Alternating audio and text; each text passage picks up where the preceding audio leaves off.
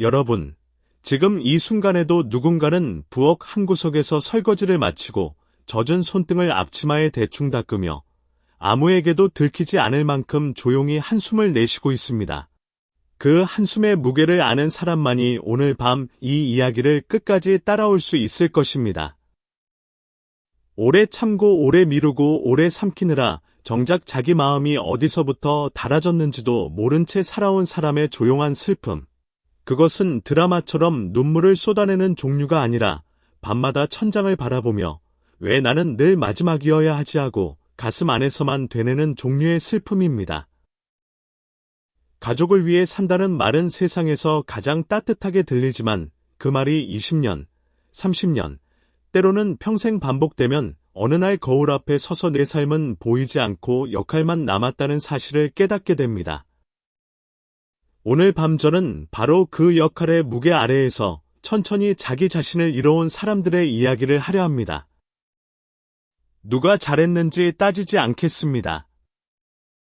누가 더 참았는지 겨루지도 않겠습니다. 다만 왜 그렇게까지 자신을 뒤로 밀어야 했는지 그 마음의 지도를 천천히 펼쳐보겠습니다. 오래 살수록 사람이 가장 익숙하게 붙들고 사는 자세가 꼭 드러나 보인다고 느끼는데 그 중에서도 많은 중년 여성들이 가장 깊이 몸에 밴 자세는 내가 조금 더 참자 하는 마음입니다. 참 이상하지요. 허리가 아파도 자식이 힘들다 하면 병원 예약을 뒤로 미루고 손주 이야기가 나오면 내 하루 계획은 금세 접어두고 돈 이야기가 나오면 내 생활비보다 아이 사정부터 계산하게 됩니다. 누구는 이걸 아름다운 모성이라 부를 수도 있고 틀린 말은 아닙니다. 그런데 모든 아름다움에는 그림자가 있습니다. 너무 오래 나를 뒤로 미루면 희생은 미덕이 아니라 삶의 습관이 되고 습관은 무섭습니다. 처음에는 사랑으로 시작했는데 나중에는 나도 모르게 자동처럼 작동합니다. 휴대전화 자동 완성보다 더 빠르게 그래 엄마가 하지가 튀어나올 때가 있는데 참 편리한 기능처럼 보이지만 문제는 그 기능이 내 마음을 전혀 보호해주지 않는다는 것입니다. 저녁 설거지가 끝난 뒤 손등은 조금 쪼글쪼글해지고 창문 틈으로 들어오는 밤기온은 서늘한데 마음 한구석은 괜히 허전합니다. 누가 크게 서운하게 한 것도 아닌데 이상하게 가슴이 비어있는 그 감정, 바로 그것이 중요합니다. 이것은 억울함만은 아닙니다. 억울함보다 더 깊은 허무함입니다. 나는 사랑했고 내 방식대로 최선을 다했는데 왜 마음 한쪽은 이렇게 자꾸만 비어가는가 하는 질문이 늦은 밤에만 또렷해집니다. 낮에는 바쁘니까 그 질문을 미뤄둘 수 있지만 밤이 되면 집안이 조용해지면서 온 세상의 소리가 꺼지는 대신 마음속 소리만 유난히 커집니다. 전기포트가 끓는 소리, 벽시계가 똑딱거리는 소리, 그런 작은 소리들 사이로 내가 정말 원해서 이렇게 살아온 건가 하는 질문이 스며들 때가 있습니다. 가족 안에서 반복되는 역할은 자기 동일시를 강화한다고 합니다. 어렵게 들리지만 뜻은 단순합니다. 내가 늘 참고 늘 돕고 늘 맞춰주는 사람으로 살면 어느 순간 나조차 그것이 내 본래 모습이라고 믿게 된다는 뜻이고 그래서 더 힘들어집니다. 자식이 그 도움을 당연하게 여길 때보다 사실은 내가 내 희생을 너무 자연스러운 일로 받아들이게 될 때가 더 무섭습니다. 왜냐하면 그 순간부터는 힘들어도 힘들다는 자각조차 흐려지기 때문입니다.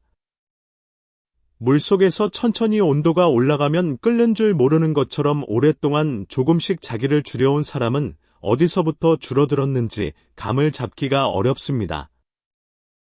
도움을 주고 돌아와서도 서운하다고 말하지 못합니다. 말하는 순간 속 좁은 엄마가 될까 봐서입니다. 한국의 어머니들은 참 많은 것을 버티며 살았지만 이상하게 자기 서운함을 설명하는 일에는 늘 죄책감을 느낍니다.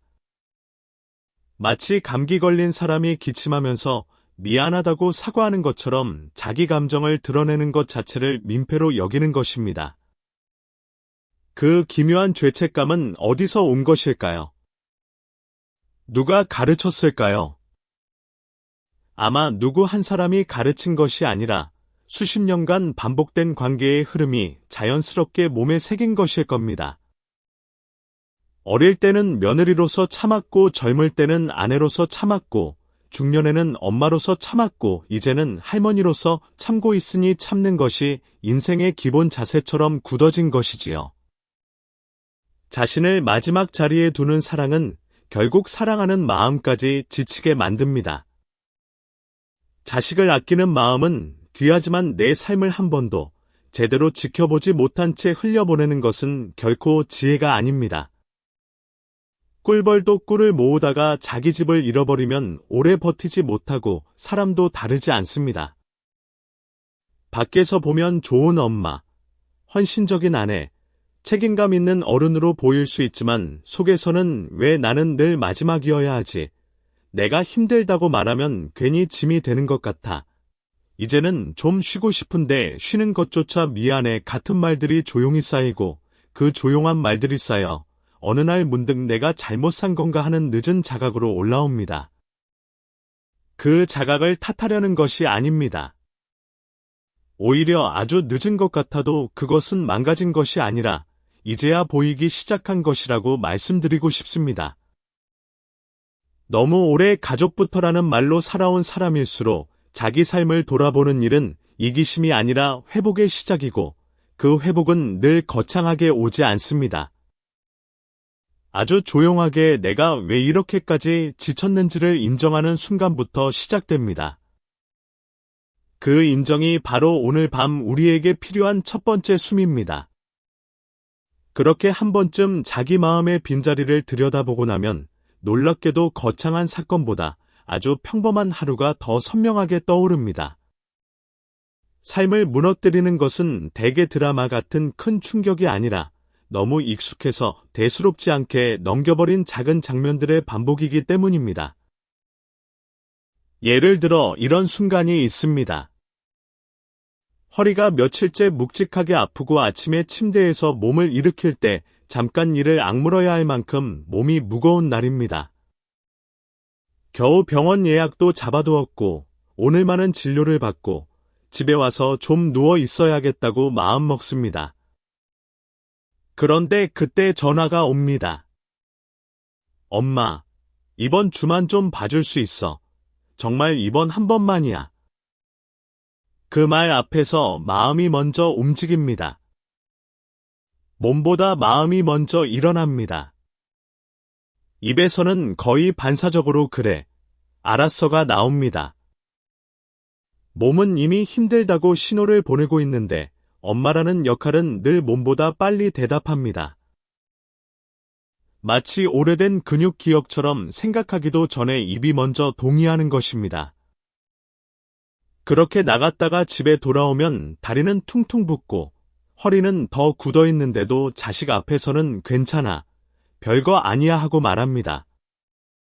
바로 그 한마디 때문에 내 고통은 있는 일이 아니라 지나간 일이 되어버립니다. 말로 지워진 고통은 참 억울합니다. 몸은 그대로 기억하고 있는데 말은 이미 아무 일도 아닌 것처럼 끝내버리니까요. 부엌 의자에 잠깐 앉아있으면 다리 안쪽으로 잔잔한 통증이 올라오고 전기포트가 끓는 소리만 유난히 크게 들릴 때가 있습니다. 그런 감각은 사람을 이상하게 서글프게 만듭니다. 오늘도 나는 내 몸보다 누군가의 필요를 먼저 세웠구나 하는 사실이 뒤늦게 밀려오기 때문입니다. 현대적인 말로 하자면 내 몸은 이미 배터리 7%인데 화면 밝기는 최고로 올려둔 상태와 비슷합니다. 겉으로는 아직 켜져 있지만 안에서는 금방 꺼질 듯 위태로운 것이지요. 그런데도 우리는 오래된 습관 때문에 자꾸만 남의 충전기를 먼저 챙깁니다. 자기 약은 깜빡해도 손주 물병은 안 잊어버리는 이상한 기억력의 방향이 때로는 놀랍기까지 합니다. 어떤 사람들은 이것을 위대한 모성이라 부르지만 저는 그것이 위대한 만큼 위험할 수도 있다고 생각합니다. 왜냐하면 아무리 위대한 것이라도 한 사람의 존재를 계속 깎아 먹으면서 유지되는 것이라면 그것은 결국 지속 가능하지 않기 때문입니다. 또 어떤 날은 돈 이야기가 그렇게 마음을 흔듭니다. 자식이 전세 이야기를 꺼내거나 대출 이자를 감당하기 어렵다고 말하거나 아이 교육비가 생각보다 많이 들어간다고 털어놓을 때가 있습니다. 이럴 때 많은 어머니들은 계산기를 먼저 두드리지 않습니다. 마음이 먼저 무너집니다. 내가 조금만 보태주면 되지 않을까? 내가 이 정도는 해줘야 하지 않을까 하는 생각이 순식간에 밀려옵니다. 그 생각이 올라오는 동안 머릿속에서는 아주 중요한 문장 하나가 조용히 밀려납니다. 그 돈은 내 병원비일 수도 있고 내 생활비일 수도 있고 나중에 정말 급할 때 나를 지켜줄 마지막 안전판일 수도 있다는 문장 말입니다. 그런데 사랑이 앞서면 안전판이라는 단어가 참 매정하게 들립니다. 내 자식이 힘든데 무슨 안전판이냐는 마음이 먼저 올라오니까요. 바로 그 지점이 무섭습니다. 사람은 감정이 올라오는 순간 자기 기준을 잊기 쉽고 당장의 불편을 피하려고 장기적 안정을 포기하는 경향이 있습니다. 자식이 힘들어하는 표정을 보는 괴로움을 견디지 못해서 미래의 내 불안을 현재의 결단으로 바꾸어 버리는 것이지요. 그래서 돈을 건넨 뒤에도 마음이 편안하지 않습니다. 도와줬는데도 속이 개운하지 않고 오히려 설명하기 어려운 불안이 남습니다. 왜냐하면 그 돈이 빠져나간 통장보다 그 돈과 함께 빠져나간 내 안도감이 더 크게 느껴지기 때문입니다. 기준 없이 건네는 도움은 순간의 평화를 줄 수 있어도 오래된 평온을 주지는 못합니다. 냉장고를 살 때는 인터넷 후기까지 세심하게 찾아보면서도 정작 몇백만 원, 때로는 더 큰 돈이 오가는 결정은 너무 빨리 마음으로 해버릴 때가 있는데 사람 마음이란 것이 사랑이 걸린 문제 앞에서는 계산기가 자꾸 눈치를 보고 숫자는 냉정한데 엄마 마음은 그렇지 못한 것입니다. 노후 통장은 가능하면 시보다 장부에 가까워야 하는데 현실은 자식 앞에서만 통장 잔고가 갑자기 시처럼 읽히게 됩니다. 남에게는 숫자인 것이 내 자식 문제 앞에서는 전부 감정이 되어 버리는 것이지요. 왜 이런 반응이 나오는지 깊이 들여다보면 그 안에는 부모로서 마지막 책임을 다해야 한다는 생각이 자리하고 있습니다. 내가 여기서 외면하면 부모로서 도리를 못한 것 같고 돈을 거절하면 사랑까지 거절한 것처럼 느껴집니다. 무엇보다 자식이 힘들어하는 얼굴을 보는 일이 너무 괴롭습니다. 차라리 내가 좀 더 힘든 편이 낫지. 저 아이가 저렇게 막막해하는 걸 어떻게 보나 싶은 마음이 올라옵니다. 한국의 많은 어머니들은 자신의 필요보다 자식의 곤란을 더 크게 느끼도록 오랫동안 살아왔습니다. 그래서 돈을 내어주는 일은 단순한 지출이 아니라 그 순간의 고통을 대신 짊어지는 행동처럼 느껴집니다. 하지만 돈은 한번 감정으로 움직이면 기준이 무너지기 쉽습니다. 한번 도와줄 수는 있지만 그 도움에 분명한 선이 없으면 다음번도 같은 방식으로 흔들리게 되고 더구나 노후의 돈은 젊을 때의 돈과 다릅니다. 다시 벌어 채울 시간이 넉넉하지 않고 갑작스러운 병원비나 생활비, 예상하지 못한 돌봄 비용처럼 나를 지켜야 할 순간에 반드시 필요할 수 있습니다. 노후 자금은 단순한 저축이 아니라 삶의 안전판이고 안전판은 평소에는 별일 없어 보여도 막상 발밑이 흔들릴 때 사람을 지켜주는 마지막 장치입니다. 그것을 감정의 파도에 맡겨두면 관계는 잠시 부드러워질 수 있어도 내 삶 전체는 더 불안해질 수 있습니다. 사람은 가까운 관계일수록 금전적 경계를 더 흐리게 인식하는 경향이 있다고 합니다. 낯선 사람과는 계약서를 따지면서도 가족과는 정과 미안함 때문에 조건과 범위를 흐리게 만들기 쉽다는 뜻이고 그래서 가족 간의 돈 문제는 더 조심해야 합니다. 기준 없는 도움은 관계를 따뜻하게 만들기보다 흐리게 만들 수 있고, 누가 어디까지 책임져야 하는지, 어디서부터 스스로 감당해야 하는지, 경계가 흐려지면 감사보다 기대가 빨리 자라납니다. 도움을 받은 사람도 처음에는 절실해서 고맙지만 반복되면 어느 순간 그것을 관계의 일부처럼 받아들이게 될 수 있습니다.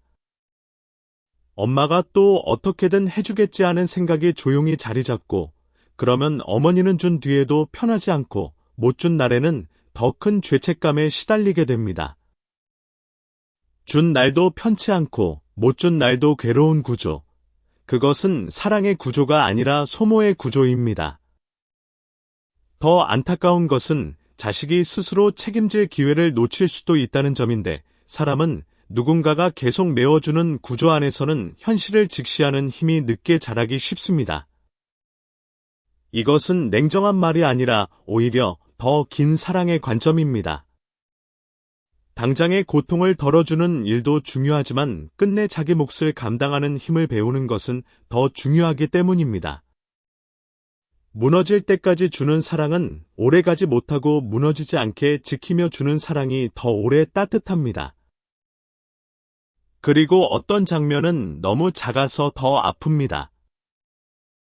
자식의 무심한 답장 하나, 짧고 퉁명스러운 말투 하나, 읽고도 한참 뒤에 오는 연락 하나가 하루 전체를 흔들어 놓는 순간입니다. 겉으로는 바쁘겠지 하고 넘기고 요즘 애들이 다 그렇지 뭐하고 스스로를 달래기도 하지만 속에서는 다른 문장이 올라옵니다. 내가 너무 귀찮은 존재가 된 건 아닐까? 내가 이제는 필요할 때만 떠오르는 사람은 아닐까? 이 감정은 단순한 서운함이 아닙니다. 존재감이 흔들릴 때 생기는 외로움입니다. 관계 빈도가 아니라 관계 안에서 내가 어떤 자리에 놓여 있는지가 흔들릴 때 사람은 깊이 외로워집니다. 창밖은 어둡고 휴대전화 화면, 불빛만 손바닥 위에 떠 있을 때, 그 짧은 침묵이 참 길게 느껴질 때가 있습니다. 연락 하나가 늦는 것이 뭐 그리 큰 일이냐고 말하는 사람도 있겠지요. 맞습니다. 객관적으로 보면 큰 일이 아닐 수 있습니다. 그러나 마음은 늘 객관식으로 움직이지 않습니다. 특히 오랫동안 가족 안에서 자신의 의미를 확인해 온 사람에게는 그 작은 반응 하나가 오늘의 기분만이 아니라 내 존재 전체를 건드리는 신호처럼 느껴질 수 있습니다. 사람 마음은 참 정직해서 오래 눌러둔 외로움이 있을수록 작은 말투 하나에도 깊게 울리고 그 울림을 숨기느라 또 괜찮다고 말합니다. 한국 어머니들이 제일 자주 하는 연기 중 하나가 바로 이 괜찮아일지도 모릅니다. 또 하나 자주 보이는 장면은 내 삶의 계획이 늘 자식 일정 뒤로 밀리는 순간입니다. 친구와 점심 약속을 잡아두었는데 자식이 갑자기 들르겠다고 하면 약속을 미루고 오랜만에 운동을 나가려던 날 손주 봐줄 일이 생기면 운동복을 다시 벗어둡니다. 미루어둔 병원 검사, 다음으로 넘긴 취미 수업, 몇 번이나 계획만 세웠던 짧은 여행, 그런 것들이 하나 둘 쌓입니다. 처음에는 별일 아닌 것처럼 보입니다. 이번 한 번인데 뭐, 다음에 하면 되지. 하지만 인생은 늘 다음이 넉넉하지 않습니다. 몇 년이 지나고 나면 내 삶에는 내가 기다리는 시간보다 남을 기다리는 시간이 더 많아졌다는 사실을 깨닫게 되고, 그때의 허전함은 꽤 큽니다. 내 인생의 주인이 나였던 적이 있었나 하고 되묻게 되니까요. 사람은 자기 일정이 반복적으로 뒤로 밀릴수록 삶의 통제감을 잃었다고 느끼기 쉽고, 통제감은 행복감과 깊이 연결되어 있어서 시간이 자기 것이 아니라고 느끼는 사람일수록 쉽게 지치고 쉽게 허무해집니다. 누군가를 사랑하는 동안 내 시간이 계속 부속품처럼 사용되었다는 감각, 바로 그것이 사람을 오래 지치게 만듭니다. 이 모든 장면이 특별한 불행의 증거라고 생각하지 않습니다. 오히려 너무 평범해서 더 많은 사람을 아프게 하는 장면이라고 생각합니다. 몸이 아픈데도 괜찮다고 말하는 순간, 내 형편이 빠듯한데도 돈 앞에서 흔들리는 순간, 자식의 짧은 말 한마디에 마음이 하루 종일 가라앉는 순간, 내 계획이 늘 뒤로 밀리는 순간, 이런 장면들이 계속 반복되면 사람은 어느 날 문득 깨닫습니다. 나는 누군가를 미워해서 힘든 것이 아니라 누군가를 사랑하는 방식 속에서 너무 오래 나를 지워왔기 때문에 힘들었다는 것을요. 바로 그 깨달음이 아프지만 중요합니다. 그것이 있어야만 우리는 비로소 다음 숨으로 넘어갈 수 있기 때문입니다.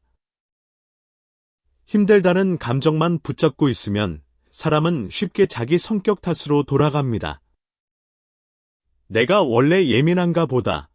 내가 너무 정이 많아서 그렇지. 내가 좀 더 단단했으면 괜찮았을 텐데 하고요. 하지만 많은 고통은 성격의 문제가 아니라 구조의 문제일 때가 더 많습니다. 특히 가족 안에서 반복되는 희생은 어느 날 갑자기 생기는 일이 아니라 아주 작은 양보가 오래 쌓여 만들어진 삶의 구조가 됩니다. 처음에는 단지 한 번 도와주는 일이고 한 번 더 참고 이번만 미루고 오늘만 내 것을 접는 일인데 그 한 번이 반복되면 습관이 되고 습관은 곧 정체성이 됩니다. 나중에는 내가 참는 사람이어서 참는 것이 아니라 참는 것이 나 자신인 것처럼 느껴지게 됩니다. 이 지점이 참 조용하지만 무섭습니다. 사람은 자신이 반복해온 방식으로 스스로를 이해하게 되고 늘 먼저 나서는 사람은 책임감 있는 사람이라는 평가를 받고 늘 맞춰주는 사람은 좋은 사람이라는 말을 듣습니다. 문제는 그 칭찬이 오래 지속될수록 정작 자기 안에서는 다른 질문을 잃어버리게 된다는 것입니다. 나는 지금 괜찮은가? 나는 정말 원해서 이 선택을 하는가? 나는 이 관계 안에서 사람으로 존중받고 있는가 같은 질문 말입니다. 그런 질문들이 사라진 자리에 남는 것은 역할뿐입니다.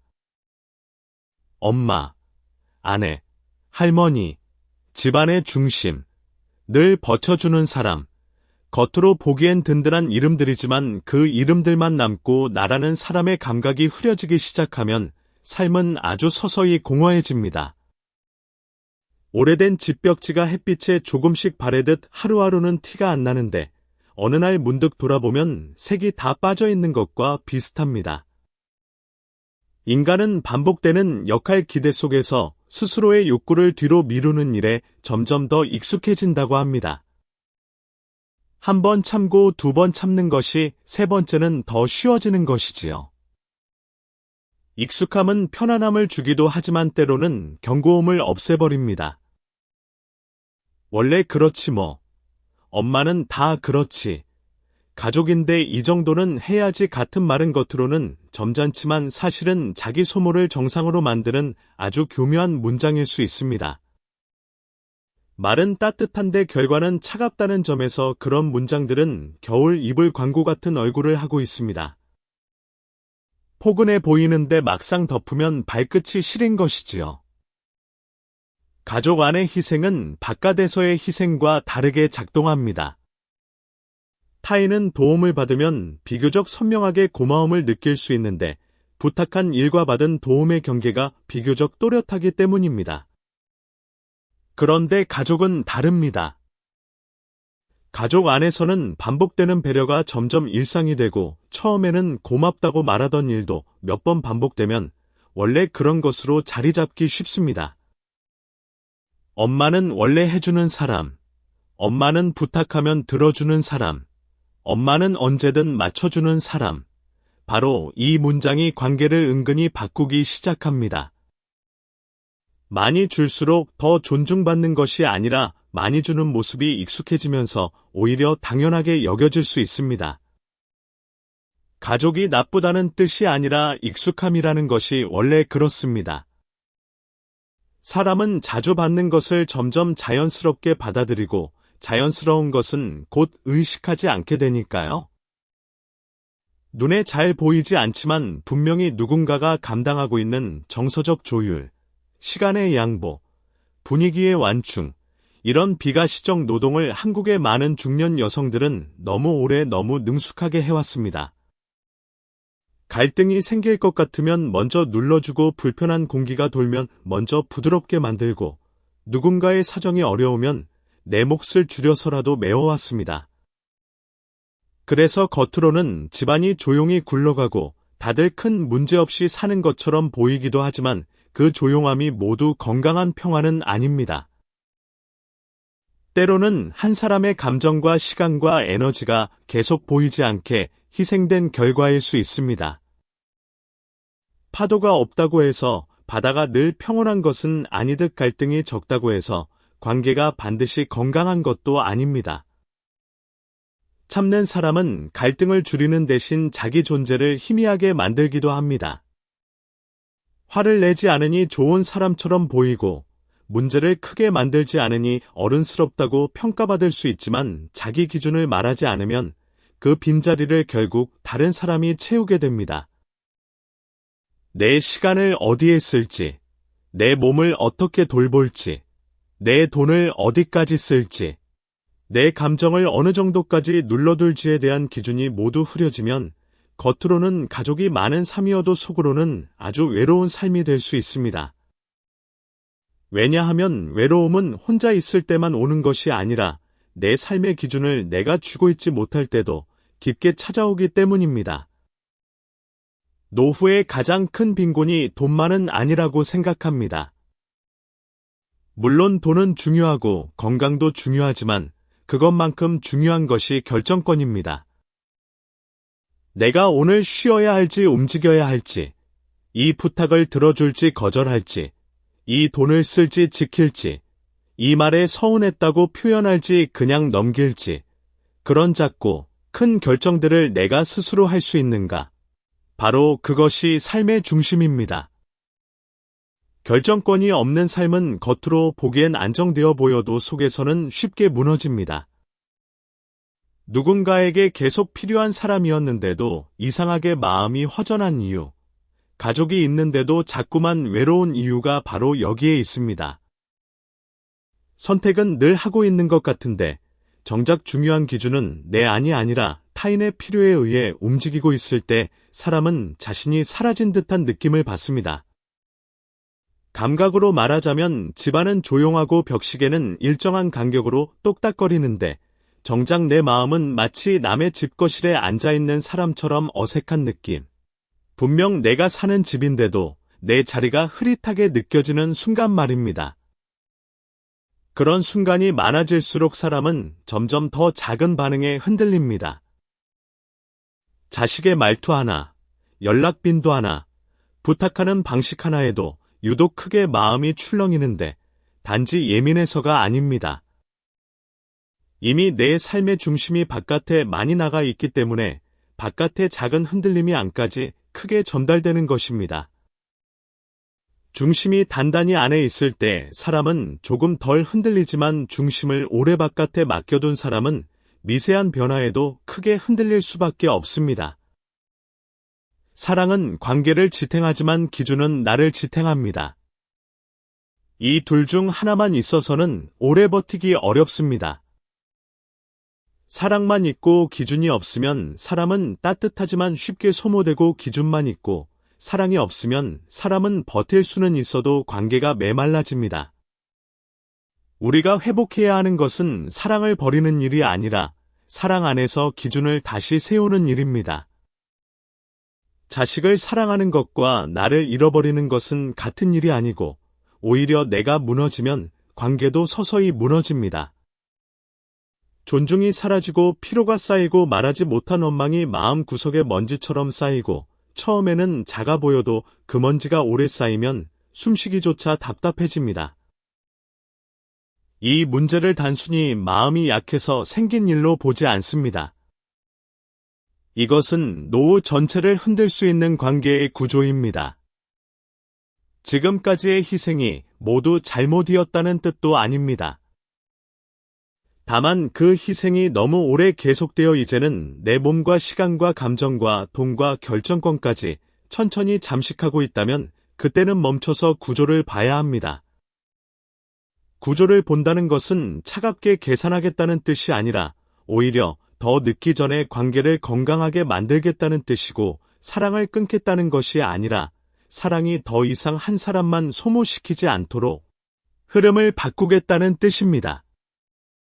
많은 어머니들은 몸과 마음의 바닥이 이미 닳아있다는 사실을 알면서도 이상하리만큼 그것을 마지막까지 미뤄둡니다. 몸이 피곤하고 기분이 지쳐있는데도 자식의 부탁이 오면 거의 반사적으로 그래, 엄마가 하지 하고 대답합니다. 손주를 봐달라는 부탁, 집안일을 좀 거들어달라는 부탁, 필요한 심부름, 누군가의 속상한 이야기를 밤늦게까지 받아주는 일까지 형태는 다르지만 흐름은 늘 비슷합니다. 내 상태를 먼저 확인하기보다 상대의 필요를 먼저 받아들이는 것입니다. 몸이 이미 천근만근인데도 괜찮은 척하고 목소리는 밝아지고 표정은 더 부드러워집니다. 지친 티를 내면 괜히 미안해질 것 같아서 오히려 더 멀쩡한 사람처럼 구는 것인데 참 신기하지요.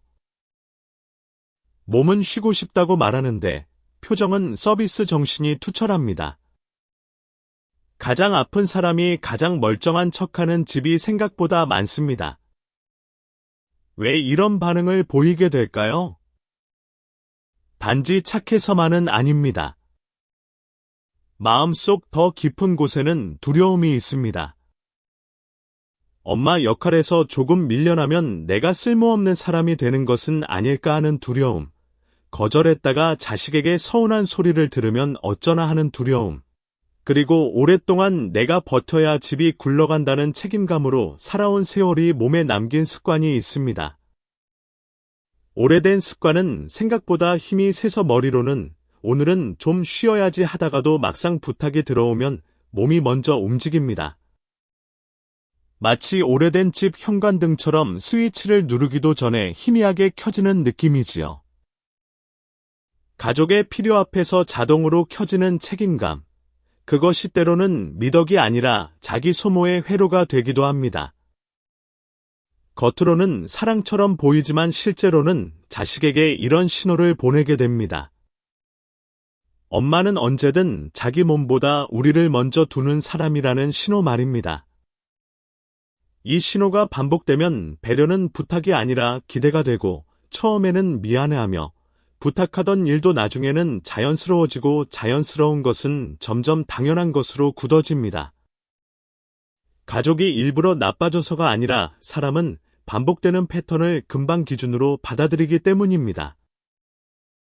그래서 어머니가 계속 무리해가며 다 해주면 자식은 엄마의 한계를 잘 배우지 못합니다. 엄마가 어디까지 괜찮고 어디서부터 무너지는지 알 기회가 없으니까요. 사람은 상대가 자기 한계를 분명하게 말해줄 때 오히려 더 정확하게 배려하는 법을 배운다고 합니다. 반대로 늘 괜찮다고 말하는 사람 앞에서는 정말 괜찮은지 아닌지를 점점 살피지 않게 되기 쉽습니다. 그래서 모든 것을 다 받아주는 태도가 반드시 관계를 따뜻하게 만들지는 않고 오히려 상대가 나를 기능으로 보게 만들 수도 있습니다. 필요할 때 찾는 사람, 언제든 가능한 사람, 부탁하면 움직이는 사람처럼요. 이것이 쌓이면 도와주고 돌아온 뒤에도 뿌듯함보다 허탈함이 남고 몸은 더 망가지고 회복은 점점 느려지며 정작 내 삶의 중심은 조금씩 뒤로 밀립니다. 노후의 피로는 노동량만으로 생기지 않습니다. 존중 없이 반복된 소모가 사람을 더 깊이 지치게 합니다. 도와주지 말자는 이야기를 하고 싶지 않습니다. 사랑하는 사람을 돕고 싶은 마음 자체를 없앨 수는 없으니까요. 중요한 것은 순서입니다. 먼저 내 몸 상태와 마음 상태를 확인한 뒤 가능한 범위 안에서 돕는 것. 사랑은 넘겨주는 것이 아니라 지속 가능하게 지키는 것이라는 사실을 이제는 배워야 합니다. 내가 완전히 바닥난 뒤에도 계속 내어주는 것은 숭고해 보일 수 있어도 오래 보면 관계 전체를 불안하게 만듭니다. 왜냐하면 내 몸이 무너지면 결국 도움도 끊기고 마음도 상하고 관계도 피곤해지기 때문입니다. 한 사람이 자신을 태워서 유지하는 따뜻함은 오래가지 못합니다. 촛불은 아름답지만 자기 몸을 계속 태워야만 빛이 나니까요. 그래서 우리는 촛불 같은 사랑이 아니라 오래 켜두어도 꺼지지 않는 등잔 같은 사랑을 배워야 합니다. 그럴 때 필요한 말은 거창하지 않습니다. 짧고 부드럽지만 분명해야 합니다. 엄마도 오늘은 몸이 좀 힘들어서 다 해주긴 어렵다. 할 수 있는 만큼만 도와줄게. 이 말은 차가운 거절이 아닙니다. 상대를 밀어내는 말도 아닙니다. 오히려 내 상태를 숨기지 않고 솔직하게 알리는 성숙한 태도이고 나는 도와주고 싶지만 나에게도 한계가 있다는 사실을 조용히 전하는 말입니다. 사람은 다 해주는 사람보다 자기 상태를 분명히 말하는 사람을 더 쉽게 함부로 대하지 못합니다. 왜냐하면 그때 비로소 그 사람을 기능이 아니라 한 사람의 존재로 보게 되기 때문입니다. 엄마가 아플 수도 있고 지칠 수도 있고 오늘은 여유가 없을 수도 있다는 사실을 자식이 알게 될 때 관계에는 새로운 존중이 생깁니다. 참는 어머니보다 표현하는 어머니가 더 나쁜 어머니인 것은 아닙니다. 오히려 자신을 지킬 줄 아는 어머니가 더 오래 따뜻할 수 있습니다. 부엌 창문에 달빛이 어른거리고 설거지 후 젖은 손끝에 찬 공기가 스미는 순간을 떠올려 보십시오. 그럴 때 이제는 한 번쯤 스스로에게 물어도 됩니다. 나는 지금 정말 괜찮은가? 이 부탁을 들어준 뒤에도 내 몸과 마음은 버틸 수 있는가? 그 질문은 이기적인 질문이 아닙니다. 아주 늦었지만 꼭 필요한 질문입니다. 평생 버텨온 사람일수록 이제는 버티는 힘만큼 멈추는 힘도 배워야 합니다. 그것이 약해진 사랑이 아니라 더 무너지지 않게 지키는 사랑이기 때문입니다. 바로 그 지점에서부터 자식은 엄마를 언제든 쓸 수 있는 사람이 아니라 존중해야 할 사람으로 다시 보기 시작합니다. 자식이 경제적으로 어려운 상황을 털어놓을 때 많은 어머니들의 마음은 생각보다 훨씬 빨리 흔들립니다. 대출이 막막하다는 이야기, 전세 보증금이 부족하다는 이야기, 이사 비용이 급하다는 이야기, 사업이 잠시 꼬였다는 이야기, 손주 교육비가 예상보다 더 든다는 이야기, 카드값이 밀렸다는 이야기. 말의 모양은 조금씩 달라도 그 안에는 늘 같은 압박이 있습니다. 내 자식이 지금 힘들다는 사실, 그리고 그 힘을 보고도 가만히 있으면 내가 너무 매정한 사람처럼 느껴진다는 압박입니다. 그래서 많은 어머니들은 정확한 계획도 확인하기 전에 마음부터 무너지고 내 노후 자금을 먼저 꺼내고 이번 한 번만이라고 스스로를 달래고 일단 도와주고 보자는 쪽으로 기웁니다. 내 사정은 이해하지만 엄마 노후까지 흔들리는 방식으로는 못 돕는다. 내가 가능한 선에서만 같이 방법을 찾아보자. 이 말은 냉정한 거절이 아닙니다. 관계를 끊자는 말도 아닙니다. 오히려 돈보다 관계를 지키는 말이고 나는 내 사정을 이해하고 외면하지 않겠지만 내 삶의 바닥을 무너뜨리면서까지 해결하진 않겠다는 뜻이기 때문입니다. 같이 방법을 찾자는 마지막 문장은 사랑은 남겨두되 기준은 분명히 세우는 아주 성숙한 태도이고 바로 이런 말이 자식을 어린아이처럼 두지 않고 한 사람의 어른으로 대하는 방식이기도 합니다. 이것은 정서적 죄책감에 휘둘리지 않는 재정적 자기 결정권의 회복입니다. 내 돈은 단지 돈이 아니라 내 생활의 기준이고 내 안전이고 내 존엄의 일부라는 뜻입니다. 무조건 주는 부모는 순간적으로는 고마움을 받을 수 있지만 기준을 가진 부모는 오래도록 존중받습니다. 왜냐하면 그 기준이 결국 자식에게도 책임감과 현실 감각을 가르치기 때문입니다. 마음이 깊어질수록 사람은 자기 통장을 숫자가 아니라 마음으로 읽게 되고 잔액보다 먼저 떠오르는 것은 내가 얼마나 버텨왔는가, 얼마나 아끼며 살아왔는가, 앞으로 혹시 아플 때도 누구에게 손 벌리지 않으려면 무엇을 지켜야 하는가 하는 생각들입니다.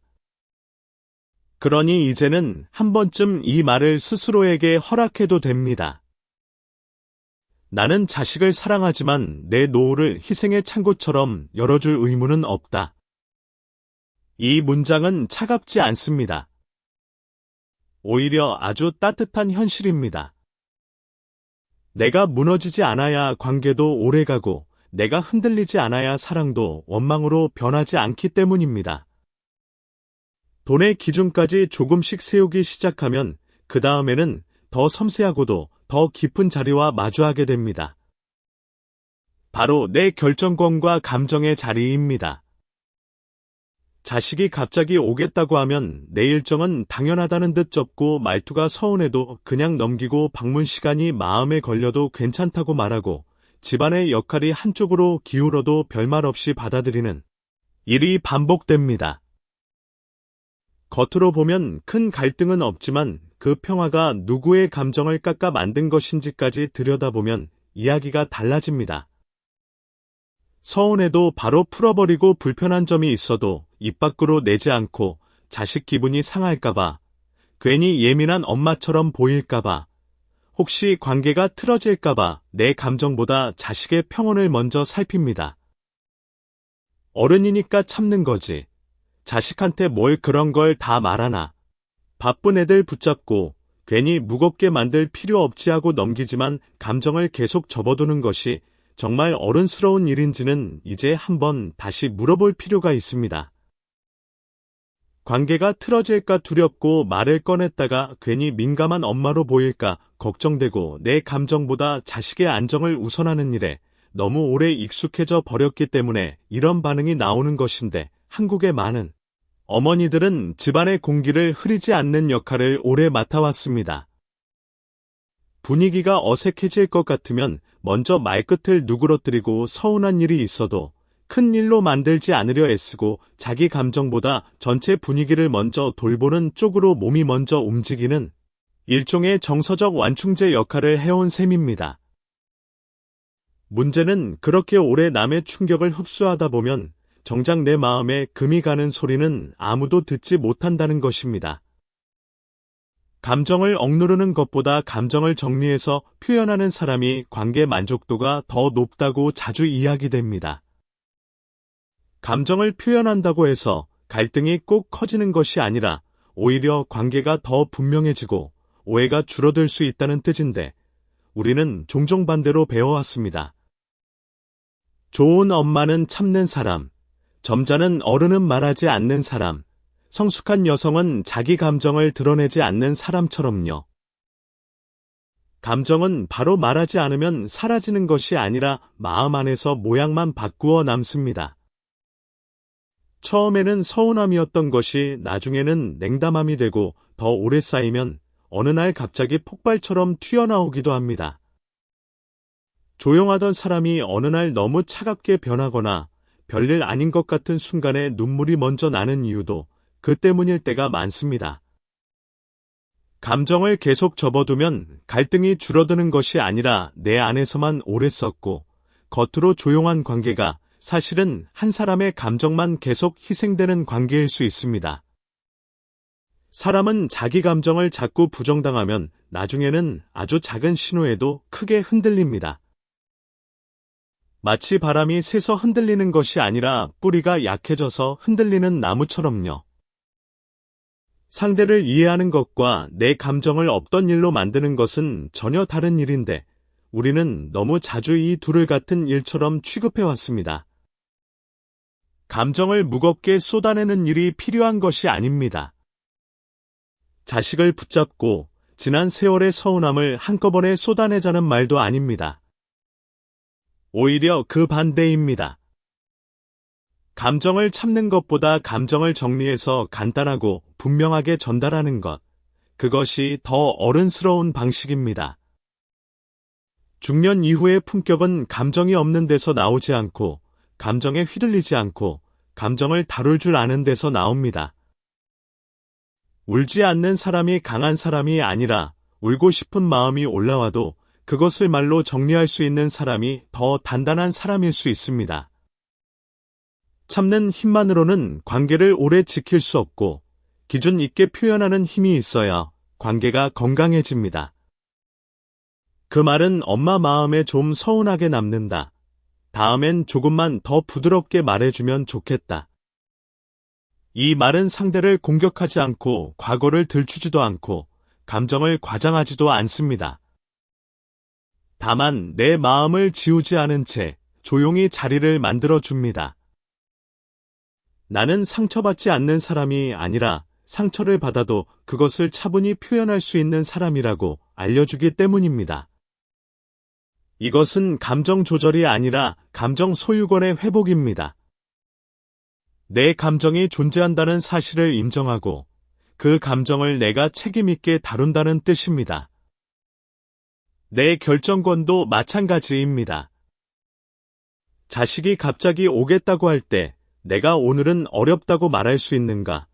방문 시간을 조금 조정해달라고 말할 수 있는가? 내 일정이 있다고, 내 계획도 중요하다고 말할 수 있는가? 이런 작은 결정들이 쌓여 삶의 중심이 됩니다.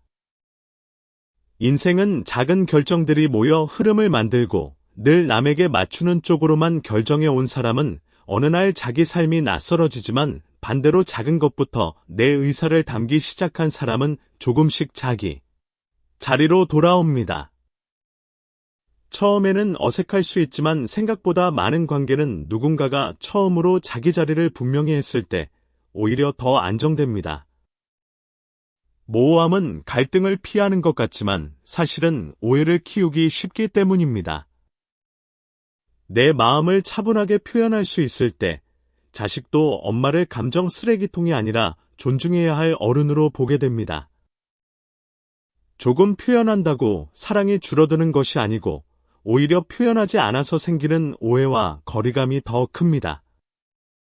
사람이 나이 든다는 것은 무뎌지는 것이 아니라 더 선명하게 선택할 줄 알게 되는 과정일 수도 있습니다. 이제는 예전처럼 모든 것을 삼키는 방식이 아니라 필요한 것은 조용히 말하고 지킬 것은 분명히 지키는 방식으로 나아가도 되고 그것이 차가움이 아니라 품격입니다. 따뜻함을 잃지 않으면서도 나를 지우지 않는 태도, 바로 그 태도가 노후의 관계를 훨씬 건강하게 만듭니다. 내 몸과 마음의 바닥을 살피고 내 돈과 생활의 기준을 다시 세우고 내 결정권과 감정의 자리를 천천히 되찾아오기 시작하면 어느 순간 이 모든 것이 단지 생활 기술이 아니라는 사실을 알게 됩니다. 이것은 말 잘하는 법만의 이야기도 아니고 부탁을 거절하는 요령만의 이야기도 아니라 더 깊이 들어가 보면 결국 삶의 품격에 대한 이야기입니다. 나이가 들수록 품격이라는 말이 점점 다르게 들립니다. 예전에는 단정한 옷차림이나 조용한 말씨, 무난한 태도 같은 것을 먼저 떠올렸지만 오래 살아보니 진짜 품격은 훨씬 안쪽에 있었습니다. 내 몸을 함부로 쓰지 않는 태도, 내 돈의 기준을 가볍게 무너뜨리지 않는 태도, 내 감정을 부끄러워하지 않고 차분히 다룰 줄 아는 태도, 바로 그런 데서 사람의 깊이가 드러났습니다. 많은 중년 여성들이 평생 누군가에게 필요한 사람이 되기 위해 살아왔고 집안일이든 자식 문제든 감정의 조율이든 분위기를 부드럽게 만드는 일이든 늘 한 발 먼저 움직이며 살아왔습니다. 그 세월은 결코 가볍지 않고 그 안에는 분명한 성실함과 책임감과 사랑이 있었습니다. 다만 이제는 한 가지를 더 배워야 할 때가 왔는데 중년 이후의 삶에서 정말 중요한 것은 계속 필요한 사람이 되는 것만이 아니라 나를 함부로 소모시키지 않는 사람이 되는 것이라는 사실입니다. 이 차이는 아주 작아 보이지만 삶 전체를 바꿉니다. 필요한 사람이 되려는 마음만으로 살면 사람은 끝없이 자기 몫을 내어주게 되지만 나를 소모시키지 않는 사람으로 살기 시작하면 비로소 관계 안에서도 내 자리가 생깁니다. 품격은 많이 참는 데서 나오지 않고 무엇을 지키며 살 것인지 분명히 아는 데서 나옵니다. 참는 힘은 때로 필요하지만 평생 참는 힘만으로 버틴 사람에게 노후는 자주 피곤하고 허전합니다. 이제는 참는 힘보다 기준을 세우는 힘이 더 필요하고 내가 어디까지 도울 수 있는지, 어디서부터는 쉬어야 하는지, 무엇은 양보할 수 있지만 무엇은 지켜야 하는지, 그것을 아는 태도가 사람을 훨씬 더 단단하게 만듭니다. 그리고 놀랍게도 그런 단단함은 차가운 것이 아니라 오히려 오래도록 따뜻할 수 있는 조건입니다. 무너지지 않는 사람이 더 오래 사랑할 수 있기 때문입니다. 사람은 자기 경계를 분명히 세울수록 오히려 관계 만족도가 높아지는 경우가 많다고 합니다. 선을 그으면 멀어질 것 같고, 기준을 말하면 서먹해질 것 같고, 내 사정을 먼저 말하면 이기적으로 보일 것 같다고 생각하지만 실제로는 경계가 분명할수록 오해가 줄고 억눌린 감정이 쌓이지 않으며 서로를 더 현실적으로 이해하게 되는 경우가 많습니다. 나를 지킨다는 것이 관계를 해치는 일이라고만 생각할 필요는 없고 때로는 그 반대입니다. 나를 지킬 줄 아는 사람이 오히려 관계를 더 오래 건강하게 지킬 수 있습니다. 집의 기둥도 제 자리에 단단히 서 있어야 지붕을 오래 받치지 않겠습니까? 기둥이 흔들리는데 집이 따뜻할 수는 없습니다. 참 단순한 원리인데 우리는 가족 안에만 들어가면 그 단순함을 자주 잊어버립니다. 자식을 사랑해도 나를 잃지 않을 수 있다는 말을 꼭 드리고 싶습니다. 사랑하면 당연히 내 것을 내어주는 것이고 엄마라면 자식부터 챙기는 것이고 좋은 부모라면 끝까지 버텨야 한다는 믿음이 너무 오래 몸에 있기 때문에 이 문장이 낯설게 들리지만 그것은 사랑이 전부가 아니라 오래된 희생의 습관일 수 있습니다. 사랑과 자기 상실은 같은 뜻이 아니고 오히려 나를 지킬 줄 아는 어머니가 자식에게 더 안정적인 사랑을 줄 수 있습니다. 그런 어머니는 감정이 한꺼번에 무너지지 않고 돈 때문에 속으로 불안해하지 않으며 에너지가 바닥난 채 억지로 버티다가 관계의 균열을 만들지 않기 때문입니다. 안정적인 사랑은 늘 많이 주는 사랑이 아니라 오래 흔들리지 않는 사랑이고 이것은 자기 보호와 관계 유지의 균형 회복이라 할 수 있습니다. 한쪽으로만 기울어진 사랑은 오래 가기 어렵고 자기 보호 없는 헌신은 결국 관계의 질까지 떨어뜨릴 수 있으니 지금 우리가 배우는 것은 이기심이 아니라 균형이고 무관심이 아니라 건강한 거리감이고 차가움이 아니라 따뜻함을 잃지 않으면서도 내 삶의 중심을 다시 세우는 태도입니다. 이 균형을 배운 사람은 표정부터 달라집니다. 늘 누군가의 눈치를 살피느라 조급했던 표정 대신 조금 느리고 조금 고요한 표정이 생기고 급히 맞춰주지 않아도 되는 사람에게는 특유의 여유가 생기기 때문입니다. 이 여유가 바로 노후의 진짜 품격이라고 생각합니다. 좋은 옷을 입지 않아도 목소리가 크지 않아도 누군가 앞에서 과하게 설명하지 않아도 내 안에 기준이 있는 사람은 묘한 안정감을 주고 그런 사람 옆에 있으면 누구든 조금 조심하게 됩니다. 함부로 부탁하지 못하고 함부로 말하지 못하고 함부로 기대하지 못합니다. 왜냐면 그 사람은 조용하지만 자기 자리를 분명히 지키고 있기 때문입니다. 내가 나를 얼마나 아끼는지, 내가 내 시간을 얼마나 존중하는지, 내가 내 감정을 얼마나 정직하게 다루는지, 그것이 결국 말보다 먼저 전달됩니다. 사람은 자기를 함부로 다루는 사람을 따라 함부로 대하고 자기를 존중하는 사람 앞에서는 조금 더 신중해집니다. 혹시 지금 이 이야기를 들으며 너무 늦은 것 아닐까 생각하시는 분도 계실지 모릅니다.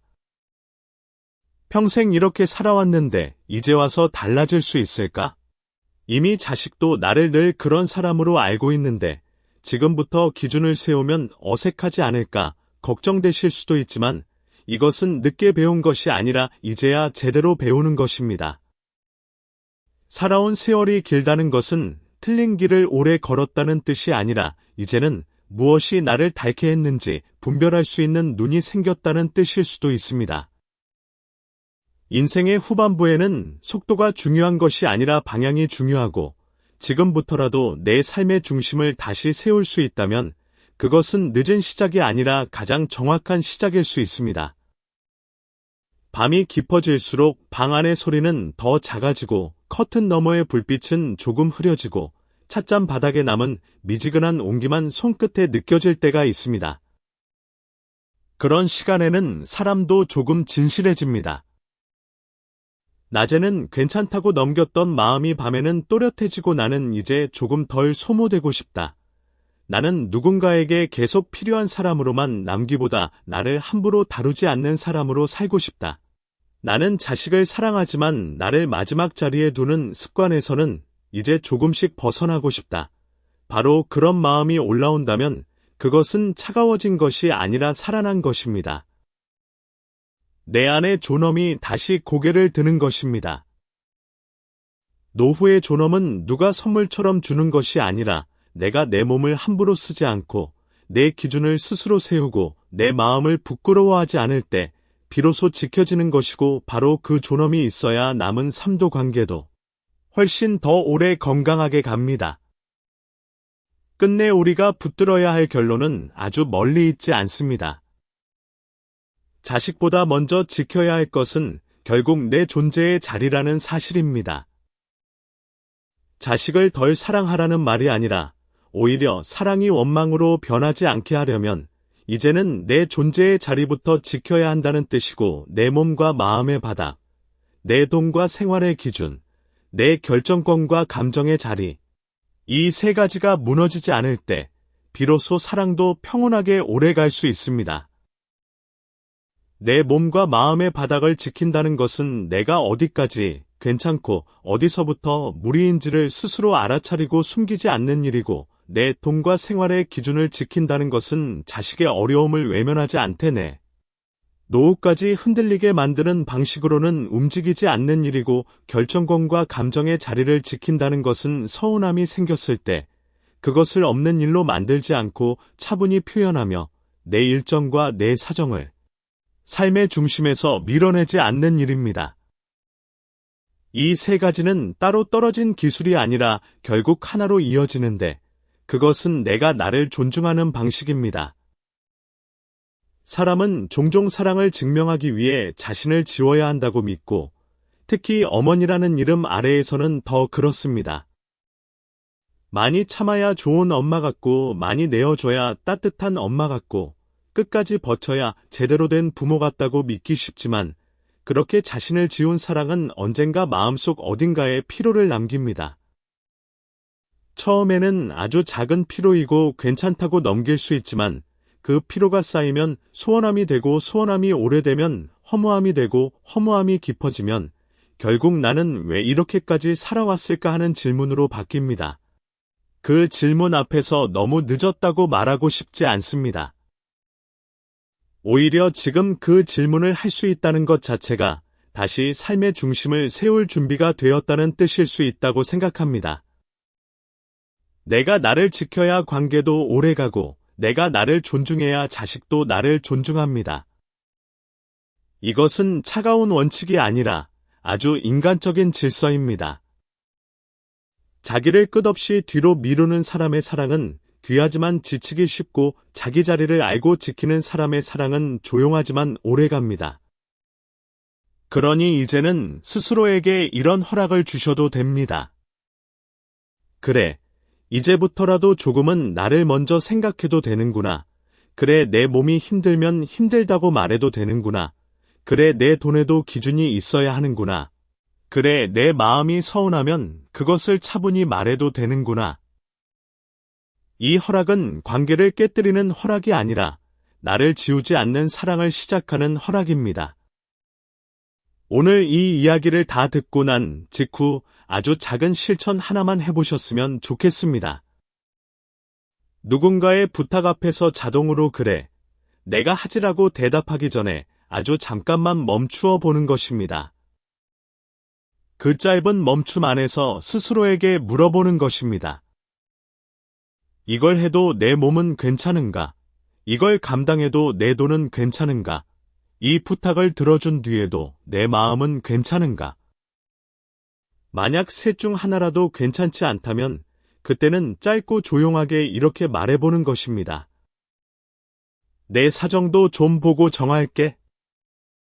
이 한 문장은 길지 않지만 아주 많은 것을 바꿉니다. 차갑지 않지만 분명하고 무례하지 않지만 내 자리를 지키는 말이기 때문입니다. 어쩌면 당신의 노후 품격은 거창한 결심이 아니라 바로 이런 짧은 한 문장에서부터 다시 시작될지도 모릅니다. 삶은 생각보다 길었고 당신은 그 긴 시간 동안 참 많은 것을 감당해 오셨습니다. 누가 알아주지 않아도 해야 했던 일들, 말하지 않아도 스스로 메워 넣었던 빈자리들, 괜찮다고 말하며 넘겼지만 사실은 하나도 가볍지 않았던 수많은 순간들 말입니다. 오늘 밤만큼은 자기 자신에게 너무 엄격하지 않으셨으면 좋겠습니다. 왜 이제야 알았을까 자책하지 않으셔도 되고, 왜 이렇게 오래 참았을까 후회만 하지 않으셔도 됩니다. 그때의 당신은 그때의 방식으로 최선을 다해 살아낸 것이고, 이제의 당신은 이제의 방식으로 자신을 다시 지키기 시작하면 됩니다. 사람은 언제나 완벽해서 변하는 것이 아니라 더는 이렇게 살 수 없겠다는 조용한 깨달음 앞에서 조금씩 달라지기 시작합니다. 나는 충분히 오래 버텨왔다. 나는 충분히 오래 가족을 먼저 두고 살았다. 이제는 조금 다르게 살아도 된다. 이제는 나를 마지막 자리에 두지 않아도 된다. 이렇게 아주 조용히 속으로 한 번만 말해보셔도 좋겠습니다. 그런 문장은 겉으로는 작아 보여도 마음 깊은 곳에서는 오래 울리고 그 울림이 쌓이면 사람은 조금 덜 흔들리고 조금 더 자신을 믿게 됩니다. 내 몸을 아끼는 태도, 내 돈의 기준을 지키는 태도, 내 감정을 숨기지 않고 차분히 다루는 태도는 하루아침에 완성되지 않겠지만 바로 그런 작은 연습들이 당신의 남은 시간을 훨씬 더 단단하고 평온하게 만들어줄 것입니다. 무엇보다 기억해 주셨으면 합니다. 자신을 먼저 지킨다고 해서 사랑이 줄어드는 것은 아닙니다. 오히려 그렇게 해야 사랑이 상하지 않습니다. 당신이 자신의 삶을 존중한다고 해서 모성이 부족해지는 것도 아니고 오히려 그렇게 해야 모성도 원망 대신 따뜻함으로 오래 남을 수 있습니다. 그러니 굳이 더 이상 자신을 마지막 순서로만 두지 마십시오. 당신의 노후를 끝내 지켜줄 사람은 생각보다 멀리 있지 않습니다. 거울 앞에 서 있는 당신 자신, 오늘도 마음속으로 수없이 괜찮다고 말하며 버텨온 바로 그 사람이 이제부터는 자기 삶의 가장 든든한 보호자가 되어주면 됩니다. 편안한 밤 되십시오.